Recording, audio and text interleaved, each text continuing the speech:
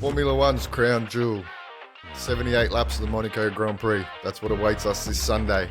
Have Red Bull managed to close the gap to McLaren? Are McLaren favourites? The new mandatory two-stop. To help me dissect it, G, how you going, man? Yeah, good, mate. Look, I'm looking forward to this weekend, despite all the doom and gloom that we're just going to get 78 laps of a procession. Yeah. Look, perhaps we get it, maybe not. But let's see, the mandatory two-stopper might just throw a little bit of dynamism to the race. And there is a little bit of bad weather potentially floating around, which might throw a nice little dynamic into it. But no, I'm looking forward to it. And obviously, I'm definitely looking forward to Saturday, the qualifying. Yeah, like you just said, Saturday is the most important Saturday on the calendar. I think it's 14 of the last 20 races have been won from pole. So no room for error. A few drivers under the pump. Like you said, maybe a bit of rain around on Saturday might spice the grid up, which would make things exciting. But I think the biggest talking point, is the mandatory two-stop, how teams are going to use that. With safety cars or virtual safety car, the size of the pit lane, like it's narrow, so can you imagine like 20-odd Formula One cars? Yeah, 20-odd big, thick Formula One cars. Trying to knock off one of those mandatory stops. So it's going to be interesting strategy-wise, how the teams manage that mandatory two-stop. What do you make of Red Bull? Have they closed the gap? Oh, mate, on the back of last week's effort with Max, I think, something's clicked there. Because, we discussed it. We still sort of thought that if Piastri got ahead of that first corner, Max was still in with a shout. So I think the gap has definitely closed. It's just, again, is it track specific? That's what we sort of really need to figure out. And we'll see that on Sunday. Yeah, it's Red Bull's an interesting one. I do believe they've closed the gap, but we're going to a circuit that's heavily reliant on strong traction, a good aero package. You missed one really important thing. Big kahunas, mate. Big kahuna, because there's a lot of time to be gained if you are extremely, extremely brave. Yeah, and we know Max is brave. And we know that. So, for me personally, he's still my pick to nab the pole and to win from that position. But yeah, I think Red Bull are looking pretty. I think from last week, they've made a nice little step up, and I think it's going to be a lot close. Well, look, it's been close pretty much the whole season between Red Bull and McLaren. But I don't think McLaren are going to have it as easy. They haven't had it easy, but as easy as it has been before. I think for me, McLaren are the favourites. I think Red Bull might struggle just a little bit, like I said, with the traction and the low speed corners. Like big kahunas. Well, Max has got a big set of Franz Hermans. So set of Franz. That's good. I like it. So if anyone's going to do it, it'll be Max. On the other side of the garage, pressure. Big pressure. You're at a circuit now where you can't be an inch wrong. You've got to be centimetre perfect. You've got to have full confidence in what you're doing in the car. And look, we know Yuki hasn't got full confidence in that car yet. No, exactly. So to try and maybe extract the maximum, he's probably going to struggle. Well, this is the thing. He's got to find that balance, right? Because we know it's a circuit that hurts. Like you said, a centimetre wrong, you're done for. And unfortunately for Yuki, he comes into this weekend off obviously the massive accident in Imola, but he's had a few shunts, right? So he needs a clean weekend, but at the same time, he's also trying to prove that he's able to close that gap down with Max. So I think this is actually the trickiest race for Yuki. I think his, fourth or fifth race now for Red Bull. That's a real tricky one. Because I'm telling you, the drums are starting to beat for Hadjar. There's a lot of chatter going around with Hadjar, seeing him as the next natural progression from the great job he's done. We've talked about they need to give Yuki the rest of the season, but look, we saw Lawson get 2 races. Yuki's in the hot seat now, hasn't set the world on fire.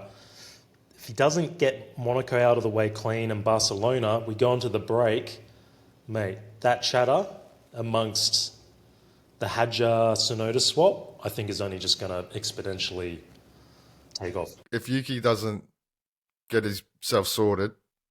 He won't be there after the summer break. I'll put a 50 on it. That's I double it, put 100 on it. yeah. Well, there you go. So the pressure's on.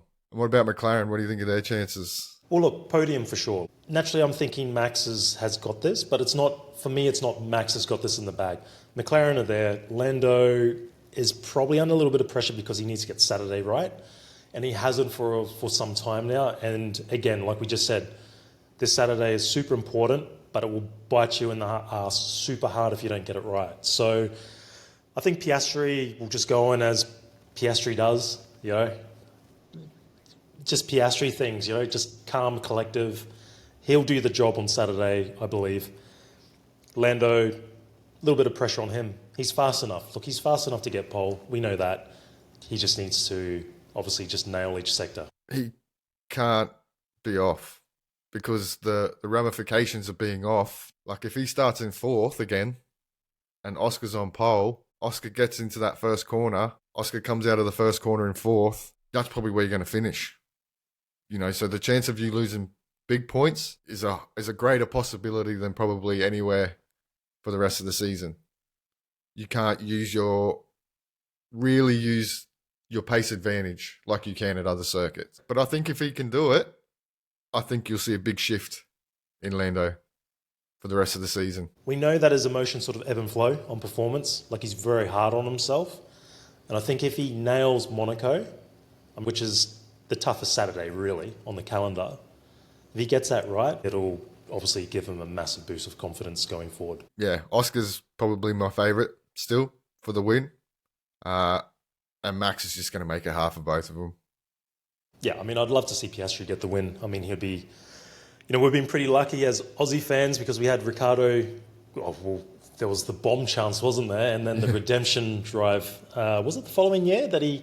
Yeah, I think it was the following year. Yeah, where he had the engine or the power unit problem and he was able to keep, I think it was Hamilton behind. Yeah, Lewis behind, So it hasn't been too long of a wait for Aussie fans to have a winner at Monaco, thankfully. But yeah, Piastri's still definitely in a shout. Yeah, exactly. Ferrari, how are we looking? What do we reckon? Look, obviously it was a mixed bag at Imola. Race pace, they came through relatively well. We're not going to see any big upgrades from them until Barcelona, which makes sense. Leclerc, obviously, hometown hero. He got that monkey off his back last year with a brilliant win. So maybe, based on that, he can go into this weekend a lot more relaxed. That's all been done and dusted. Look, I don't see them troubling the top step. Perhaps, sneaky podium if a little bit of luck goes their way. But yeah, let's see. Maybe perhaps what do you think? A slower track? Do you think it suits the Ferrari car a little bit better? Low speed corners, like the Ferrari engine is really good torque traction. So I think it gives them a little bit of an edge there over maybe, the rest of the field. They've got strong engine braking as well. But yeah, I think Leclerc, if anyone's going to snag a podium from McLaren or Red Bull, I think it might be Leclerc's weekend. I just don't think Lewis is quite comfortable enough with the car just yet. Like you said, it's a game of millimetres in Monaco. You've got to be super confident. And if you don't have that confidence, you're probably going to struggle. Well, it'll be interesting if they got on top of the brake issue, because obviously that was a big thing with Imola. Not necessarily during the race, but on practice, qualifying, etc. And we know that you've got to be confident on the brakes in Monaco as well. So hopefully they've got on top of that one, and there's some progression this weekend. But yeah, I think out of the two, look, we can't discount Hamilton. He's a 3-time winner there. But I think Leclerc he's just got a little bit more confidence in that car at this stage of the season. Yeah, exactly. And Mercedes, they had a shocker last weekend. Reckon they'll bounce back? The cooler conditions, you would think, well, according to Russell, according to Mercedes themselves, the hotter conditions, they seem to struggle with tyres. Cooler conditions, the car sort of comes alive. So I think the cooler conditions would definitely see a better showing, for sure. Yeah, Russell will look to want to bounce back and, get back to the top 5 that he's been doing so well this season. Yeah, Mr. Consistent. Exactly. So what a P7 last week, which would have been disappointing for him. I think a little bit of pressure's on Kimi because last weekend was quite disappointing for the hometown boy. So he'll be looking to bounce back. And again, that's a high pressure track, right? We keep talking about it. If you want to eke as much time out of it, you got to, get close to the wall. So big pressure on the young lad. I think Russell will have the edge this weekend over Antonelli. But I expect Mercedes to do relatively well. A little bit of luck goes their way. They're in with a sniff. All the rookies, man, it's going to be a massive challenge. I mean, F2 and F3 race there. Yeah. So they have got experience, but you're in a Formula One car, which is a completely different beast. And obviously the pressure to perform, to cement your spot long term in Formula One. Yeah. And I mean, Kimi's already come out and admitted that, it got a little bit overwhelming for him last weekend. He sort of just didn't take time for himself to refocus and gather himself and, sort of let the emotion get the better of him. So I think this weekend, away from all that, he's definitely going to be better for it. And I think Toto, I think not having Toto there last week was detrimental to Kimi. Because Toto's just got that sort of real calming influence and, really, really smart about the psychological side of his drivers. So not having him there like last week was probably a little bit detrimental. So, look, Kimi would be right. Look, I don't think the pressure's on Kimi where it's like, well, my long-term future is tied up in this race, like other drivers. Yeah, he's not in Yuki's position. He's not under that pressure. Yeah. So from Or that Franco, point of view... of course. Yeah, we'll get onto that one. Yeah. But yeah, he's definitely not under that kind of pressure. So, and from that perspective, that's good for him. Speaking of double points, Williams, best of the rest. Yeah, well, I mean, look, they've been doing really well this season, and the little inter-team battle, I think, is really starting to heat up between Albon and Sainz. I think Carlos is getting on top of that car now. Sort of at that point now where I think it's, he's much more confident and calm behind the wheel. So yeah, it'll be interesting for Williams to see what they can extract this weekend, because I still believe they're sort of like the dark horse as far as the progression of performance that's going to come from them over 2025. They'll be in the points for sure. We know that Williams is slippery in a straight line. So how good they'll be this weekend, I guess we'll sort of wait and find out. But yeah, the whole Albon Sainz thing, I mean, it's elevated Albon to a whole nother level. And I think that'll continue this weekend. I think Albon will just get the edge over Sainz again. Now, Colapinto. I was like, I know. I probably shouldn't say that, but Colapinto. I saw, the awkward silence. I knew exactly where this was going. I shouldn't say it. There's, as it is, there's been a lot of hate on social media. Oh, mate, the whole social media stuff between fans, like, there's been multiple sort of errors of just ridiculousness on social media. Yeah, well, if you got nothing nice to say, you don't say anything. Like, really? Like, Nobody's walked in these guys' shoes. Every single person that gets in a Formula One car deserves to be there. They've worked their ass off to get there, So just because one driver makes a mistake and it affects your favorite driver, it's a bit shit ridiculous. happens, man. Get over it. I mean, I've definitely noticed a trend, particularly since Abu Dhabi 2021. Yeah, the whole Max Hamilton situation. Let's not delve into that. It's been beaten to death. But I've just sort of noticed that from that sort of point, fans are starting to get a little tribal behind their drivers. Look, we love our drivers, mate. Like, we love Piastri. We're big fans of Doohan. We want to see him do well. We were gutted that he was demoted. But at no point do I, look at Franco and blame him for Doohan's demotion. Yeah, exactly. Like, it's not his fault. I'm pissed off with Briatore making the decision. Yeah. But I don't hold any grudges against Franco. Like, as far as I can see, I want Franco to do well. Likewise with Liam. Like, I'm a massive Lawson fan, right? So when Yuki got when they made the change, yeah, I was gutted, but I didn't look at Yuki and go, oh, I want Yuki to absolutely fail miserably here. Yeah. No, exactly. You know, Exactly right. it's just this tribalism of getting behind your fans. You know, you see it in football. This isn't football, all right? This is like Formula One. Like, I don't want to see that shit in Formula One. It's great that we've got so many eyes on the sport now. And I just think, yeah, if you don't have anything nice to say and you don't know these people, like, you have no right to say anything.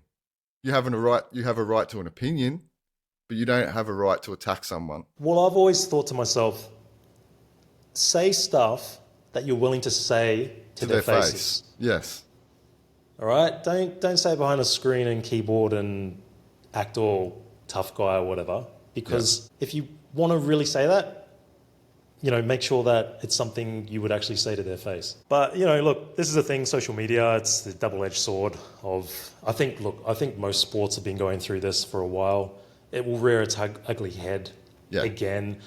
If you're going to say something, like, I love friendly banter.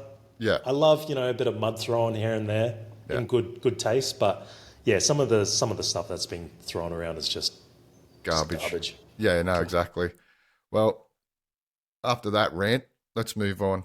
He's under pressure, the young fella. Yeah. On the back foot from last weekend. He's probably gonna struggle a little bit this weekend, I'm guessing.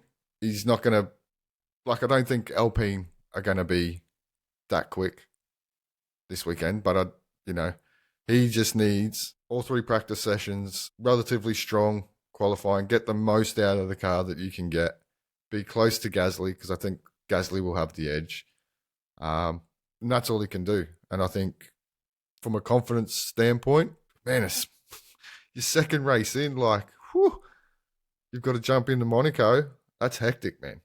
Yeah, I think he missed a trip with Imola. I really think he should have just drove away within himself. I don't think he should have gone into that Imola Grand Prix with something to prove. You know, I'm going to try and outperform Gasly, or I'm going to try and outqualify him, beat him in the race.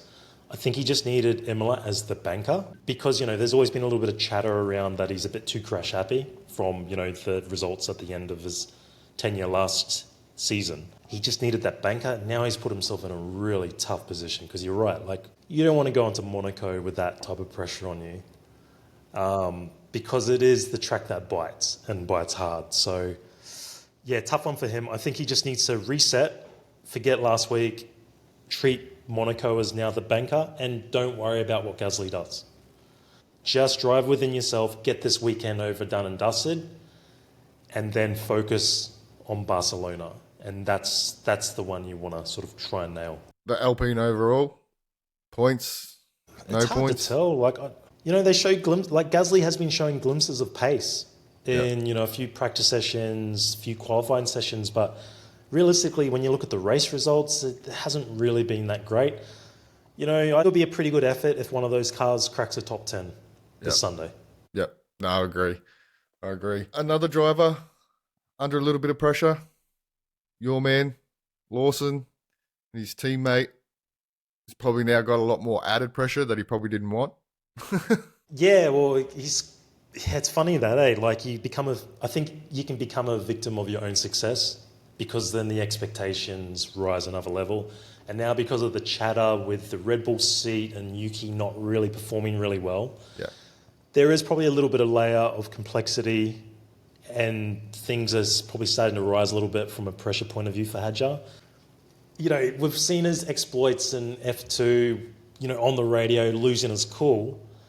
And he's had a couple of moments in F1, but he's been quite level-headed. And yeah, I think he'll go well this week, because he's got that one lap pace, and Monaco will show that more than other tracks, as long as he doesn't make a mistake, of course. Monaco's going to show everybody's weaknesses, every car's weaknesses. Qualifying is Hadjar's wheelhouse at the moment, and then that just sets him up for, you know, a good race the following day. Like you said, victim of your own success. Now, with the chatter starting to get louder and louder, you just constant comparison between him and Yuki, constantly now. From now until, I believe, the summer break when he takes Yuki's position, if Yuki can't get his shit sorted. So, yeah, it'd be interesting. I think RB will be pretty solid this weekend. Yeah, they're a bit of a mixed bag. They show pace at times. Look, from Liam's side of the garage, he needs some luck on Saturday. That's really been the main problem. He needs something to go his way because I don't think he's been as bad from a pace perspective as what a lot of people are sort of making out to be. But he definitely does need to start to show, what got like Red Bull excited about him in the first place when he replaced Ricciardo. He just needs to get back on the pace with Hadjar, and that's really the key. And another clean weekend will be extremely important as well. Yeah, I mean, it's just super hard when you got Hadjar's just smashing it at the moment. A bit of luck, especially in qualifying. Well, your banker lap this weekend is probably going to be super, super important. Especially if there is a little bit of rain that comes on Saturday. Well, yeah, that's going to be even more important. With the C6, a lot of drivers sort of didn't really improve on that second run anyway. They sort of made their laps on the first run. Yeah, it'll be interesting to see how that C6 handles this week as opposed to last week. Because it seemed that, last week it just didn't hang on. No. Well, it didn't even really, in some cases, didn't even hang on for the whole lap. Yeah. So I think the C6 again will be purely just a qualifying tyre. You'll see the medium and the hards, the predominant race tyres, unless someone pits super late and then puts that soft tyre on. But yeah, back to Liam. Just keep it off the walls. Close. The gap's not that far, but yeah, it's not very far. It's not far at all. So it's just the midfield is so tight. That little gap seems a lot bigger because you're going from P6 and you're half, not even 3-4 tenths off, couple of tenths, and you're down to 15th, 16th. Yeah, so, like I said, if you got rid of Red Bull and McLaren, it's pretty tight between the rest, eh? So, yeah, it'll be interesting to see how that all pans out this weekend. It's going to be, Saturday's going to be awesome. So Saturday's going to be epic. And if the rain's there, it's going to just be even more spicy. But speaking of spicy, Aston Martin, they brought some upgrades. It looks like the upgrades that they bought last week were pretty substantial from a performance perspective. It'll be really interesting to see how it all pans out for this week. They could be a little bit of a dark horse for, getting the drivers up into points positions this week. And naturally, Fernando, still stuck on the big zero, would love to get a good result. Yeah, and Stroll's pretty handy around street circuits too. So, if they can get somewhere close to where they were last weekend, there's no reason they couldn't predicting double points here. Man, it's going to be tough. I think they're definitely going to be ahead of Alpine. It's probably going to be tight between them and Racing Bulls, I think. So either one of those two are going to be in line for points. Newy's there this weekend too. So again, with all of the teams, obviously the following weekend in Barcelona is when we're going to get a true read on probably where everyone is really at. Yeah, from an upgrade perspective for sure. But it'll be also interesting the front wing flex. That all sort of regulation comes in. So that'll be interesting too. Yeah, exactly. Sometimes maybe good, sometimes maybe shit. The pendulum swings. The pendulum swings. Us. What do we reckon this weekend? Mate, they're in for a top 10 only because last week was absolutely ridiculously bad. I just don't know what you're going to get with them. Hey, they're just there sometimes and not other times. So, look, based on last week, I don't think there's going to be much from them this week. Yeah. No, I agree. I just think at this low-speed circuit, I have a feeling they're not there. Yeah, and, you look at someone like Behrman whose Achilles heel has probably been qualifying this year. So yeah, I'm not expecting great things. I think for them, they need to ride some luck off other people's bad luck for them to nab a point, sort of nab a top 10. So I think maybe they're going to come out with a rain dance, try and get the rain on Saturday, Sunday. Who knows? But yeah, I don't see them factoring. Sorry, Haas fans. I know you're out there. And I guess that just leaves one team. We always leave them till last. We always kick them to the bottom of the pile. Come on, man. Bad Terrible. joke. Nah, it's a good one. Yeah, Stake. I mean, man, they made a pretty decent performance gain last weekend. Again, low speed circuit, tight, twisty. Yeah. It's probably not. Well, it might suit them. Look, I'm still waiting for a Hulkenberg podium, and what better for a script writer to come up with that script, Hulkenberg P3 Monaco 2025. It'd be amazing. Be amazing to get Hulk up on the podium, but yeah, I don't think so. I mean, look, we were getting pretty excited with Hulk last week. Maybe nabbing the P10 wasn't to be. Yeah, I mean, Stake just, again, like Haas, I just think they need to ride luck to pick up points, much like their whole season has been. So unless we get some massive sort of accident, rain, crazy strategy, as far as I'm concerned, poor old Stake is going to be the team we talk about last come Sunday. Yeah, no, I agree. But it was nice to see them make a little performance game. Yeah, exactly. Last weekend. So hopefully they can translate that again into this weekend and just keep closing that gap. I think, your bottom dwellers are going to be Haas or Stake again, unfortunately. Well, someone needs to win the back end, right? So, unfortunately, that's the way it goes in the sport like Formula One. But yeah, I agree with you.